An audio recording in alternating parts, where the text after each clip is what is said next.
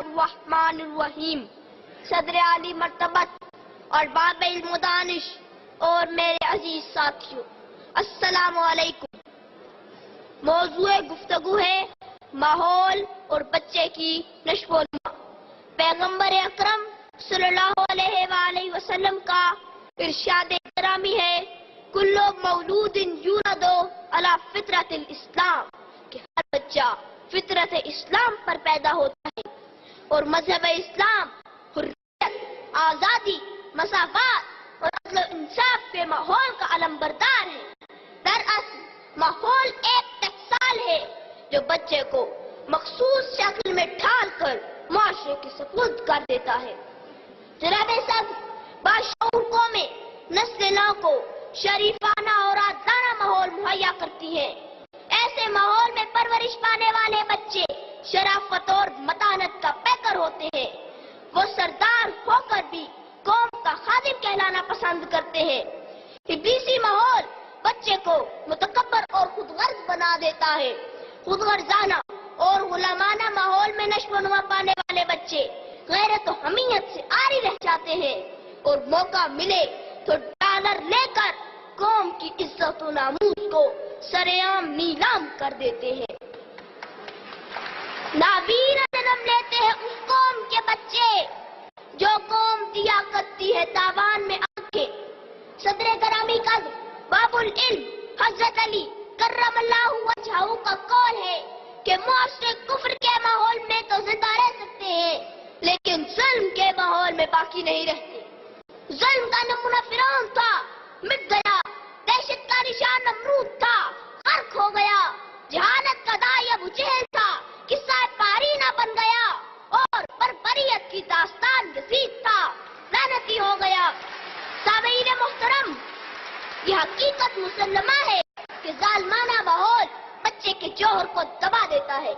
غیر متوازن ماحول بربریت کو ہوا دیتا ہے. جناب صدر، موجودہ ماحول میں پلنے والے پاکستانی بچے یہ پوچھنے کا حق رکھتے ہیں کہ نام نہاد روشن خیالی کے روپ میں مہنگائی کا فروغ کیوں مل رہا ہے؟ شاہراہیں دھوئیں سے آلودہ کیوں ہیں؟ گلیاں گرد و غبار سے اٹی کیوں ہیں؟ مفلس کے گھر میں اندھیرے کیوں ہیں؟ ہر طرف لاقانونیت کے ڈیرے کیوں ہیں؟ ملک کا آئین تار تار کیوں ہے اور انصاف دینے والا چیف جسٹس ظلم کا شکار کیوں ہے؟ معزز سامعین، والدین کے طور طریقے، اساتذہ کے سلیقے، افراد خانہ کی گفتار، بڑے بڑے رہنماؤں کا کردار، یہ سب مل کر معاشرے کا ماحول ترتیب دیتے ہیں. مائیں اگر بچے کو سچ کا درس دے تو بڑے ہو کر عبد القادر جیلانی کہلاتے ہیں. میر حسن جیسے اساتذہ کے نقشے پا سے اقبال بنتے ہیں. اصول پرستی اور انصاف پسندی گھٹی میں ملے تو قائد اعظم بنتے ہیں.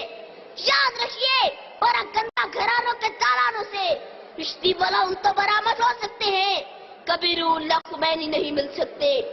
اور غلامانہ معاشروں کی کوکھ سے ننگے ملت، ننگے دین میر جعفر اور میر صادق تو جنم لے سکتے ہیں، کبھی ٹیپو سلطان پیدا نہیں ہو سکتے. صدر ذی وقار، ہر انسان مرکب ہے جسم اور روح کا. صرف جسم کی نشو و نما حیوانیت پیدا کرتی ہے جبکہ روحانی فضا اسے انسانی قدروں سے آراستہ کرتی ہے. حیوانیت کے ماحول میں سے بیکابلی، ہٹلر اور ہلاکو خوان جیسے مکروہ شخص نکلتے ہیں. روح پرور فضاؤں میں حضرت بلال، حیدر کرار اور محمد بن قاسم پروان چڑھتے ہیں. عزیز ساتھیوں، آؤ اصول طے کر لیں کہ عیارانہ ماحول کو سچائی اور ایمانت داری میں بدل دینا ہے. نفرت کی زنجیریں توڑ کر انسان کو محبت کی مالا میں پرونا ہے.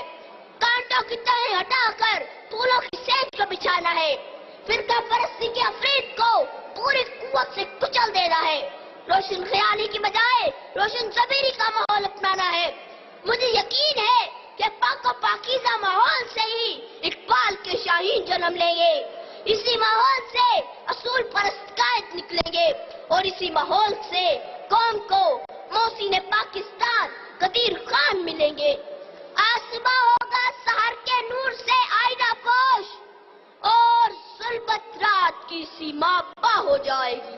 وما علینا الا البلاغ المبین. پاکستان پائندہ باد.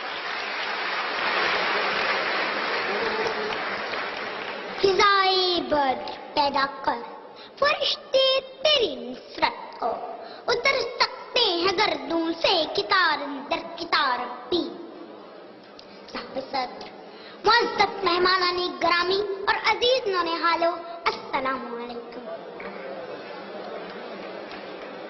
سب شکر اس رب کائنات کا کہ جس نے مجھے سعادت بخشی اس راز سے پردہ اٹھانے کی، پنہاں ہے جس میں رونق زمانے کی، وابستہ ہے جس سے قوموں کا عروج و اقبال، پیوستہ ہے جس سے ہر شجر کی بہار.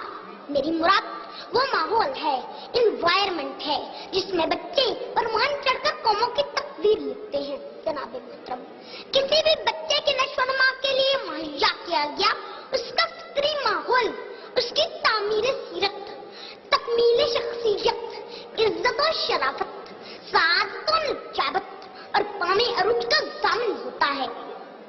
گویا قوموں کے بگڑنے یا سنورنے کا انحصار اس ماحول پر ہوتا ہے جو وہ اپنے بچوں کو مہیا کرتی ہے. ماحول پھولوں کا ہو تو خوشبو پھیلے، ماحول کانٹوں کا ہو تو کدورت پھیلے.